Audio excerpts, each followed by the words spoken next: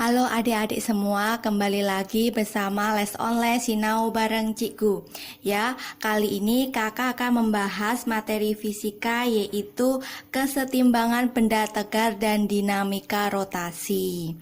Nah, kita mulai dari apa sih sebenarnya pengertian dari kesetimbangan benda tegar, kemudian dinamika rotasi, sama satu lagi nanti yang akan kita bahas yaitu titik berat ya. Perbedaannya adalah di sini saya tuliskan dulu. Dimulai dari kesetimbangan benda tegar, saya singkat saja KBT gitu ya, biar nggak panjang gitu. Kesetimbangan benda tegar itu sebenarnya adalah aplikasi dari hukum Newton yang pertama. Nah, kalian kan di bab sebelumnya ya sudah belajar mengenai apa itu hukum Newton yang pertama. Pasti semuanya tahu ya, hukum Newton yang pertama itu bunyinya adalah jumlah gayanya harus sama dengan 0. Nah, itu hukum Newton yang pertama. Tapi untuk di kesetimbangan benda tegar kita modifikasi sedikit. Jadi jumlah tau ya, tau itu adalah torsi atau momen gayanya ya. Momen gayanya itu sama dengan 0. Jadi nanti kesetimbangan benda tegar pakai dua konsep. Jumlah gayanya 0 sama jumlah taunya atau torsinya itu sama dengan 0 ya. Itu untuk kesetimbangan benda tegar. Sedangkan yang kedua ya, itu ada dinamika rotasi. Dimana untuk dinamika rotasi itu adalah aplikasi dari hukum Newton yang kedua. Nah, kalian sebelumnya juga sudah belajar hukum Newton yang kedua, itu bunyinya adalah sigma F sama dengan M kali A. Jumlah gaya sama dengan massa kali percepatan ya. Tapi kalau di dinamika rotasi kita modifikasi sedikit, jadi jumlah tau ya, momen gayanya itu sama dengan momen inersia dikali dengan percepatan sudut. Oke, itu konsep dari kesetimbangan benda tegar dan dinamika rotasi. Tak tambahi yang ketiga di bab ini belajarnya ya lumayan ya. Yang terakhir ada titik berat. Nah, karena nanti kita bahasnya ada beberapa bagian, kita mulai dulu aja dari yang paling atas yaitu dari konsep kesetimbangan benda tegar ya. Kita mulai dari yang KBT, kesetimbangan benda tegar. Nah, tadi syaratnya apa kesetimbangan benda tegar? Sigma F sama dengan 0 dan sigma tau sama dengan 0. Nah, terus kemudian bedanya antara nanti ada benda tegar sama ada benda titik ya nanti. Nah, bedanya apa? Untuk di bab ini itu adalah khusus terjadi pada benda yang tegar. Bedanya di sini saya tuliskan dulu khusus untuk benda titik ya. Kita bahas dulu untuk benda titik. Nanti kita bisa lihat perbedaan antara benda titik sama benda tegar ya. Kalau benda titik, jadi saya ibaratin ini saya punya sebuah benda ya, diberikan gaya, misal gaya ke kanan ini F1 misalkan 7 Newton misal ya. Nah, nanti kalau namanya kesetimbangan itu kalau suatu benda diberikan gaya dia akan selalu diam ya, selalu always diam. Nah, jadi ketika ada ke kanan sebesar 7 otomatis harus ada ke kiri juga sebesar 7 Newton. Biar bendanya itu selalu diam ya.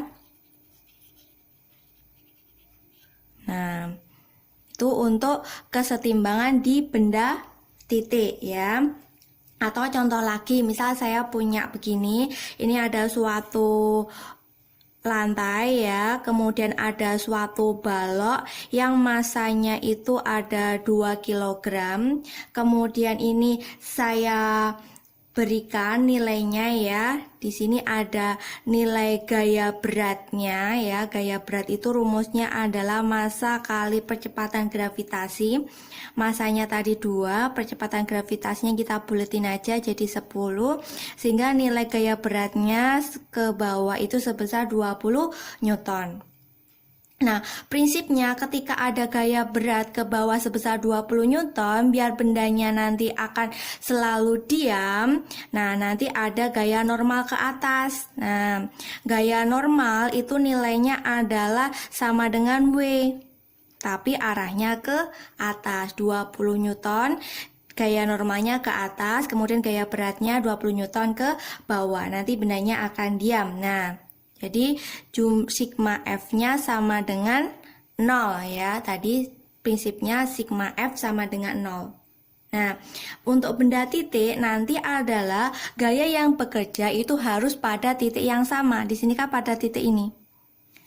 Pada titik si massa bendanya ya. Tak tulis di sini harus bekerja pada titik yang sama.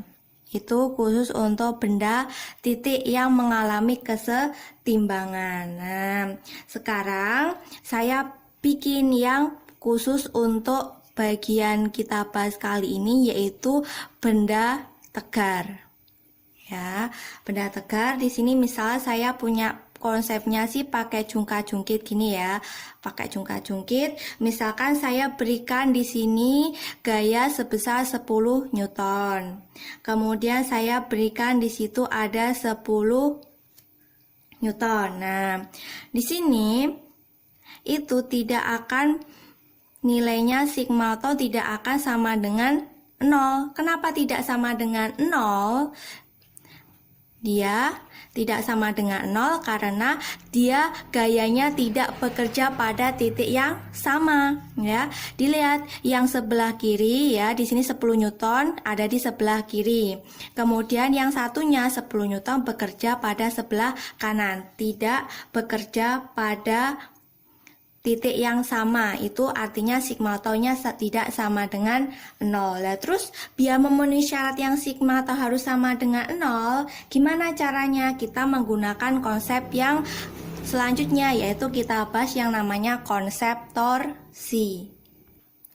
Nah, konsep torsi itu nanti kita bahas seperti apa. Jadi nanti biar enak penjelasannya, yang penting awalnya kita sudah memahami apa itu benda titik ya, yang memenuhi hanya sigma F sama dengan 0. Kemudian untuk yang benda tegar, nah nanti sigma tau-nya tidak sama dengan 0 dan sigma F-nya sama dengan 0. Nah, biar memenuhi kesetimbangan benda tegar ya, kita ada yang namanya konsep torsi. Oke, kita bahas di sini konsep torsi. Atau nanti bisa nama lain dari torsi itu adalah momen gaya, yang simbolnya ini adalah tau ya. Oke. Kita bahas, misalkan di sini tadi kita menggunakan prinsip jungkat-jungkit lagi ya. Saya miliki di sini misal pusat masanya ya. Pusat masanya itu anggap di tengah-tengah sini ya. Ini sebagai poros pusatnya. Kemudian di sini saya kasih benda, misal saya miliki benda ada 4 kg ya. Terus kemudian sebelah kanan ini juga ada benda, tapi kita belum tahu dia berapa kilogram bendanya ini, berapa masanya kita belum tahu. Nah, kita misalin selanjutnya adalah jarak dari si 4 kg dengan pusat masanya ini, misal saya gunakan angka 1 meter. Kemudian yang benda sebelah kanan jaraknya dengan pusat di sini ada 4 meter. Nah, misalkan begini ya. Jadi, kita menggunakan proses kesetimbangan tadi. Ketika yang di sebelah kiri ada 4 kg dengan jarak 1 meter, otomatis yang di sebelah kanan ketika jaraknya 4 meter, kita bisa mencarinya. Mencari massa yang sebelah kanan, oh jelas. Kita menggunakan prinsip perbandingan, dihasilkan nilai 1 kg Itu akan menghasilkan keadaan supaya dua benda ini mengalami kesetimbangan. Jadi kita bisa mencari nilai sigma taunya ya.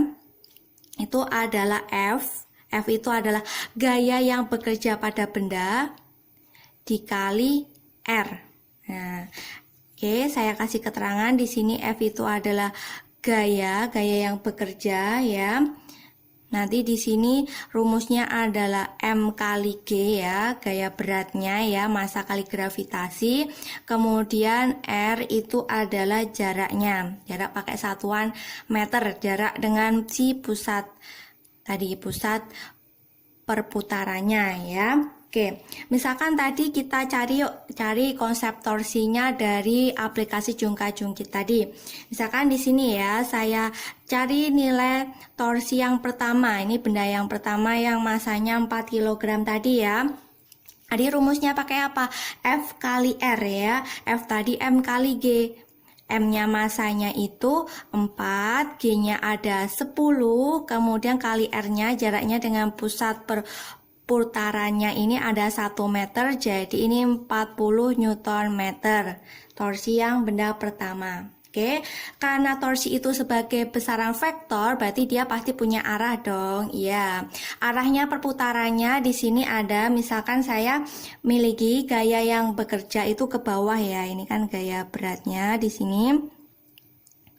Perputarannya gimana? Menuju ke pusat porosnya di sini, pusat perputarannya. Nah, pusat perputarannya begini, kita ambil konsep aja. Nanti ada dua macam ya. Ada yang searah dengan jarum jam, sama ada yang berlawanan dengan jarum jam.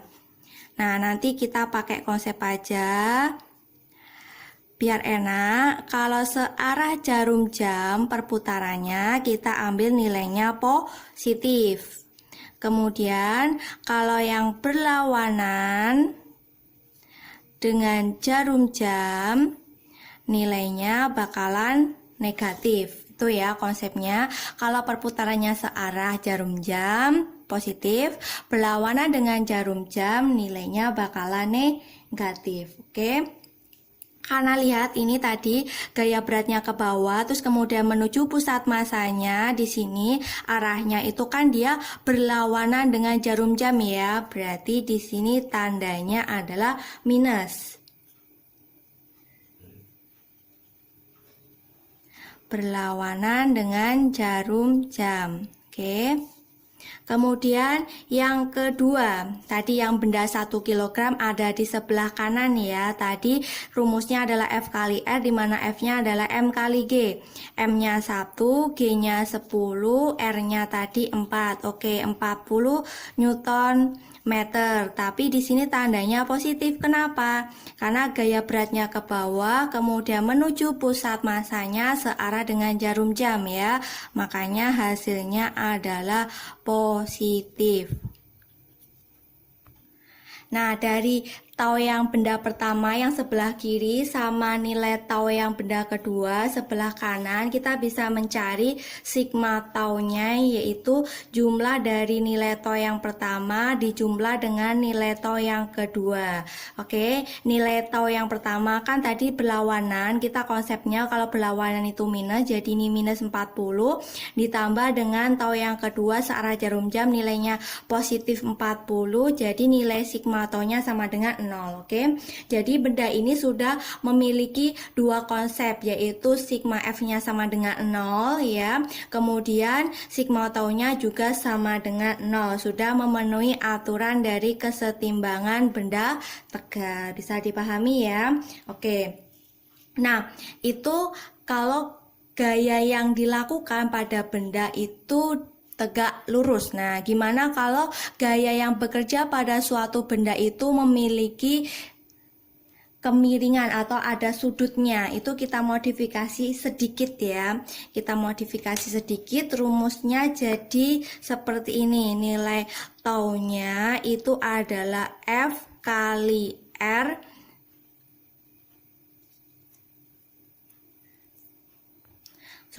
nilai taunya kalau gaya yang bekerja memiliki kemiringan, nanti R kali F sin theta. Jadi kalau misalkan saya mempunyai benda seperti ini ya, ini ada pusat masanya, misalkan di saya buletin hitam ini, kemudian gaya yang bekerja dengan arah seperti itu memiliki nilai theta. Nah, nanti jadi rumus taunya bukan F kali R aja, tapi jadinya F sin tetanya ini karena memiliki kemiringan dikali dengan R, jarak si gayanya sampai si pusat perputarannya ya. Oke, bisa dipahami untuk aplikasi mencari konsep torsi. Biar lebih jelasnya saya masukkan aplikasi beberapa soal. Oke, saya memiliki contoh soal seperti ini ya. Ini ada gambarnya. Pertanyaannya adalah menentukan momen gaya terhadap titik C. Momen gaya itu berarti besar torsinya terhadap titik C. Ini ya yang saya lingkari biru, titik C yang dikerjai nilai F3 ya, oke. Sedangkan F1, F2, F3, F4-nya sudah diketahui di sini sama nilai jaraknya masing-masing. AB berapa sudah diketahui ya. Biar lebih jelasnya saya tulis aja. Yang diketahui di soal itu ada jarak RAC ya, dari titik A menuju titik C. Itu nilainya adalah kalau AB-nya 2, BC-nya 1, berarti RAC-nya adalah 3 meter. Nah, di sini yang menjadi pusatnya adalah titik C. Kemudian kita mencari RBC. BC-nya tadi jaraknya oke, 1 meter. Kemudian RDC. RDC itu 3 meter. Kemudian F1-nya sama dengan F4, nilainya adalah 8 Newton, sedangkan F2 sama dengan F3, nilainya adalah 3 Newton. Oke, mencari momen gaya terhadap titik C ya, terhadap titik C. Berarti nanti kita menggunakan konsep jumlah F kali R ya, jumlah semuanya. Oke, kita mulai dari yang pertama. Dari yang pertama ada F1 ya. Oke, kita mencari nilai F1-nya, kemudian dikali RAC. Oke, F1 dikali RAC-nya sudah ada. Kemudian nanti karena ini sigma berarti dijumlahkan semuanya ya. Kemudian dijumlahkan dengan F2 ya. F2 di sini di titik B kali RBC ditambah dengan F4 ya. F4 di sini kali DC ya. Oke, kita masukkan nilainya masing-masing. F1 tadi nilainya 8. Kemudian AC-nya itu RAC nilainya adalah 3 ya. Oke, kemudian sekalian kita menentukan arahnya ya. Arahnya di sini kita gayanya kan ke atas, kemudian menuju titik pusatnya ya. Di pusat C kan berarti arahnya seperti ini. Jadi dia searah dengan jarum jam. Kalau searah berarti nilainya positif. Oke, ini nilainya positif ya. Kemudian ditambah dengan F2. F2 itu ada di titik B. Nilainya itu adalah F2 sebesar 3 Newton ya. Kemudian si RBC-nya tadi 1 meter. Tentuin arahnya lagi ya. Tentuin arahnya lagi. Di sini kan gayanya ke bawah menuju titik pusat masanya. Berarti dia arahnya jadi berlawanan dengan jarum jam. Jadi ini minus. Oke. Kemudian ditambah dengan F4. F4-nya adalah 8 kali RDC-nya tadi 3 Ya, tentuin arahnya juga. Ini kan ke bawah menuju titik pusat. Oke, searah jarum jam berarti positif lagi ya. Oke, kita bisa menuliskannya seperti ini. 8 kali 3 itu 24 positif ya. 3 kali 1 itu 3, tandanya minus. Kemudian 8 kali 3 24, tandanya positif. Oke. Jadi nilainya adalah 24 minus 3 ditambah 24, nilai tau pada titik C adalah 45 Newton meter. Oke, bisa dipahami untuk konsep torsi atau momen gayanya. Semoga bermanfaat.